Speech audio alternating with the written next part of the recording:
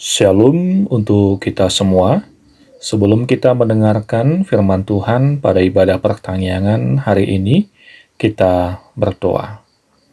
Kasih karunia dari Tuhan kita Yesus Kristus dan damai sejahtera Allah Bapa dan persekutuan Roh Kudus kiranya menyertai kamu sekalian. Amin. Bapak Ibu yang terkasih, dalam nama Tuhan kita Yesus Kristus, Ia menjadi firman Tuhan untuk kita pada hari ini, tertulis dalam Ester 5 ayat 1 hingga ayat yang ke-8. Ester 5 ayat 1 hingga ayat yang ke-8, beginilah firman Tuhan. Ester menghadap raja. Pada hari yang ketiga, Ester mengenakan pakaian ratu. Lalu berdirilah ia di pelataran dalam istana raja, tepat di depan istana raja. Raja bersemayam di atas tahta kerajaan di dalam istana, berhadapan dengan pintu istana itu. Ketika raja melihat Ester, sang ratu, berdiri di pelataran, berkenanlah raja kepadanya, sehingga raja mengulurkan tongkat emas yang di tangannya ke arah Ester. Lalu mendekatlah Ester dan menyentuh ujung tongkat itu. Tanya raja kepadanya, "Apa maksudmu, hai Ratu Ester? Dan apa keinginanmu? Sampai setengah kerajaan sekalipun akan diberikan kepadamu." Jawab Ester, "Jikalau baik pada pemandangan raja, datanglah kiranya raja dengan Haman pada hari ini ke perjamuan yang diadakan oleh hamba bagi raja." Maka titah raja, "Suruhlah Haman datang dengan segera, supaya kami memenuhi permintaan Ester." Lalu raja datang dengan Haman ke perjamuan yang diadakan oleh Ester. Sementara minum anggur, bertanyalah raja kepada Ester, "Apakah permintaanmu? Niscaya akan dikabulkan. Dan apakah keinginanmu? Sampai setengah kerajaan sekalipun akan dipenuhi." Maka jawab Ester, "Permintaan dan keinginan hamba ialah, jikalau hamba mendapat kasih raja, dan jikalau baik pada pemandangan raja mengabulkan permintaan serta memenuhi keinginan hamba, datang pulalah kiranya raja dengan Haman ke perjamuan yang akan hamba adakan bagi raja dan Haman. Maka besok akan hamba lakukan yang dikehendaki raja." Demikian firman Tuhan. Bapak Ibu yang dikasihi oleh Tuhan kita Yesus Kristus, Ester adalah seorang perempuan yatim piatu yang ditinggalkan ayah dan ibunya, dan dia diasuh oleh pamannya yang bernama Mordekhai, seorang pegawai istana raja. Ester adalah seorang perempuan yang cantik, rendah hati, dan baik budi. Di satu waktu, bisa dikatakan Ester mengikuti sebuah audisi, sayembara, atau seperti yang sedang viral pada waktu belakangan ini, mengikuti acara Take Me Out yang dilakukan oleh Raja Ahasverus menggantikan istrinya, Ratu Wasti. Kenapa Ratu Wasti diganti oleh Ahasverus? Karena dia adalah seorang perempuan yang tidak taat kepada suaminya dan mempermalukan raja di hadapan pembesar-pembesar daerah. Kalau istri saja tidak mau menghormati suaminya di tempat umum, apalagi orang lain. Ketika dia tidak mau menghadiri pesta yang diadakan oleh suaminya sebagai tindakan yang menunjukkan sebuah perbuatan yang tidak hormat dan tidak patuh kepada raja, sehingga dia diasingkan dari hadapan Ahasverus dan tidak lagi menjadi seorang ratu. Kita bayangkan Bapak Ibu yang terkasih, seperti yang kita lakukan pada saat ini, ibadah pertanyaan. Bisa saja atau ada saja keluarga ketika diadakan pertanyaan di rumahnya, suaminya atau kepala rumah tangga tidak berada di tempat atau tidak mengikuti ibadah pertanyaan tersebut. Bukan karena bekerja, bukan karena berada di perantauan, tetapi hanya karena takut untuk memimpin doa, atau mungkin banyak faktor yang lain. Itulah sebabnya sering sekali seorang ibu bercerita, dia merasa malu, dia merasa tidak enak ketika diadakan pertanyaan di rumahnya sementara suaminya tidak berkenan hadir atau ikut berkumpul dalam ibadah pertanyaan atau ibadah keluarga tersebut. Ini adalah gambaran kecil yang bisa kita lihat untuk menunjukkan bagaimana perasaan Raja Ahasveros pada waktu itu. Bapak Ibu yang terkasih, ada sebuah keunikan yang bisa kita lihat dari kitab Ester ini. Apakah keunikan itu?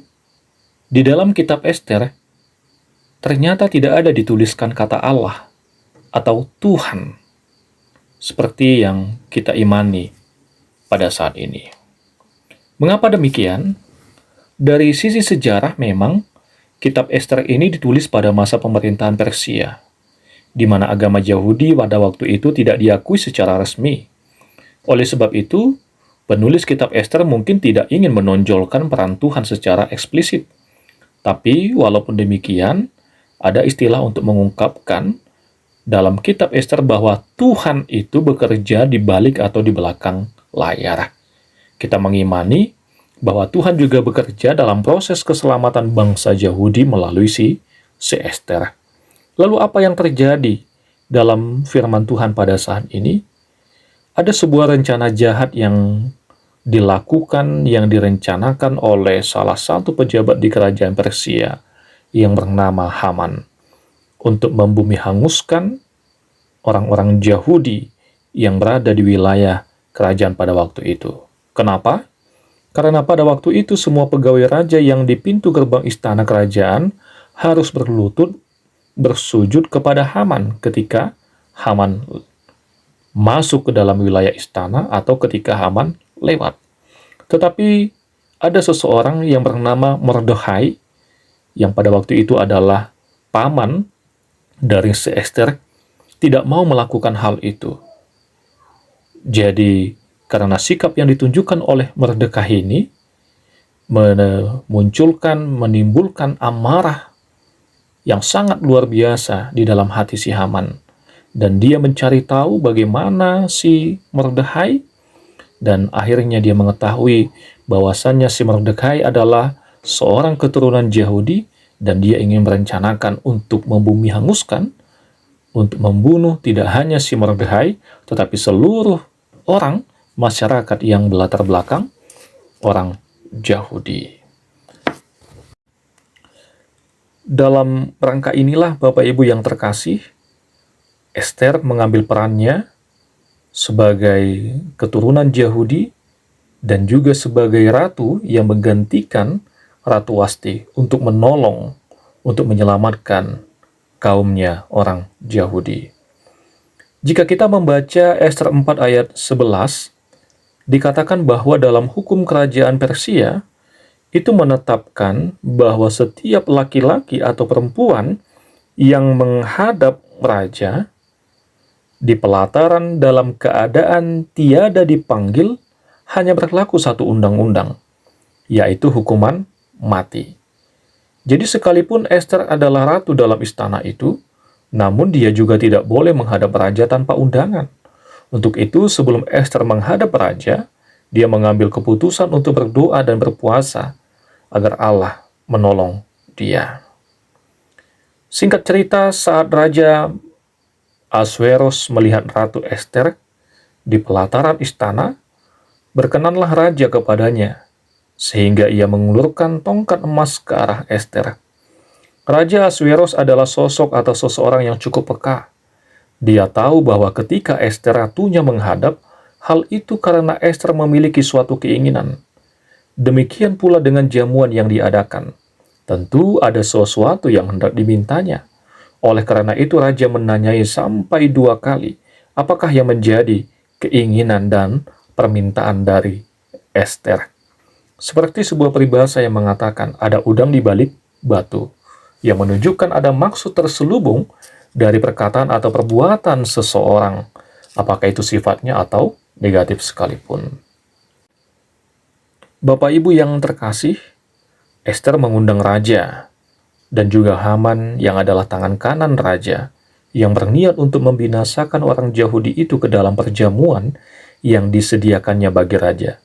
Singkat cerita, Ester mengundang raja ke perjamuan berikutnya dan menyampaikan keluh kesahnya bahwa bangsanya Yahudi akan segera punah dan dibinasakan oleh niat jahat seorang tangan kanan raja, yaitu Haman. Dan pada akhirnya, Hamanlah yang dihukum mati. Inilah strategi yang digunakan oleh Ester. Kita bisa melihat bagaimana Ester adalah sosok yang tenang dan meminimalisir rasa takut dalam dirinya, terlebih melihat kondisi bangsanya yang berada di ambang kebinasaan. Strategi dan tindakan Ester di tengah-tengah situasi kritis yang dihadapi oleh bangsanya, sebenarnya ia dapat memilih untuk tidak peduli. Ester dapat memilih mempertahankan zona nyamannya sebagai seorang ratu. Dia sadar akan identitas dirinya sebagai orang Yahudi dan tidak dapat dilepaskan dari kecintaannya untuk menyelamatkan bangsanya. Bapak Ibu yang terkasih, apa yang ingin kita lihat melalui firman Tuhan pada saat ini?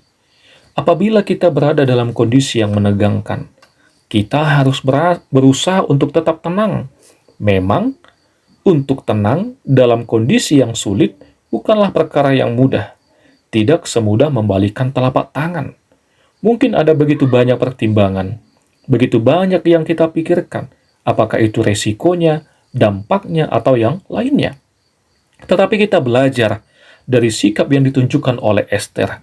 Dia diperhadapkan dengan undang-undang yang bisa menyebabkan dia dihukum mati, dan diperhadapkan dengan kondisi bangsanya yang diambang kematian. Dia mengambil sikap berpuasa terlebih dahulu. Kita bisa melihat ini di dalam ayat di Ester 4 ayat 16. Memang dalam tradisi Yahudi ada beberapa bentuk tradisi puasa. Apakah puasa pada waktu kelaparan, puasa pada waktu kesedihan, puasa pada waktu berdoa yang berhubungan dengan permohonan dan permintaan. Jadi dapat dikatakan Bapak Ibu yang terkasih, Ester terlebih dahulu menyampaikan pergumulannya kepada Tuhan dalam menghadapi situasi yang akan dihadapinya. Lalu, bagaimana dengan kita Bapak Ibu yang terkasih? Apa dan bagaimana sikap kita ketika kita diperhadapkan dengan berbagai situasi sulit dalam kehidupan kita? Tentu ada banyak jawaban untuk pertanyaan ini. Ada yang berdoa terlebih dahulu, ada yang mengandalkan pikiran atau kepintarannya, ada yang mengandalkan orang lain, apakah karena dia memiliki jabatan atau kuasa, ada orang yang mengandalkan kekayaannya, dan bahkan ada juga orang yang mengandalkan kuasa di duniawi. Ada sebuah ilustrasi, ada sebuah teka-teki, jatuh di bawah, cari di atas. Apakah itu? Jatuh di bawah, cari di atas. Apakah itu? Ya, jawabannya adalah hujan. Kalau hujan, kemudian kebetulan seng rumah kita mengalami kebocoran, kemana kita akan melihat? Dari mana datangnya air yang tergenang di rumah kita? Tentu jawabannya adalah ke atas, bukan di bawah. Kita akan mencari tahu di mana yang bocor ini. Kita akan melihat ke atas. Artinya, semua pergumulan yang terjadi di dunia ini, yang berada di bawah ini, harus kita cari jawabannya di atas. Makin kita cari jawabannya di bawah, ketika kita mencari jawabannya di bawah, mungkin kita akan makin sulit untuk menemukan jawabannya. Dan inilah yang sering terjadi, di mana kita mencari jawabannya di sekitar kita. Mencari jawabannya melalui orang lain, mencari jawabannya melalui kuasa-kuasa yang ada di dunia ini. Padahal jawabannya ada di atas. Jawabannya kita bisa temukan hanya di dalam Tuhan. Memang tidak ada satupun orang yang di dunia ini yang menginginkan hidupnya dalam situasi dan keadaan sulit, dalam bentuk apapun itu. Tetapi selama kita hidup, hal itu akan terus kita hadapi dan jumpai dalam kehidupan kita. Dan ketika hal itu terjadi, janganlah mengandalkan kekuatan, kepintaran, jabatan, kekayaan, atau apapun itu. Tetapi andalkanlah Tuhan dalam kehidupan kita. Amin. Tuhan memberkati.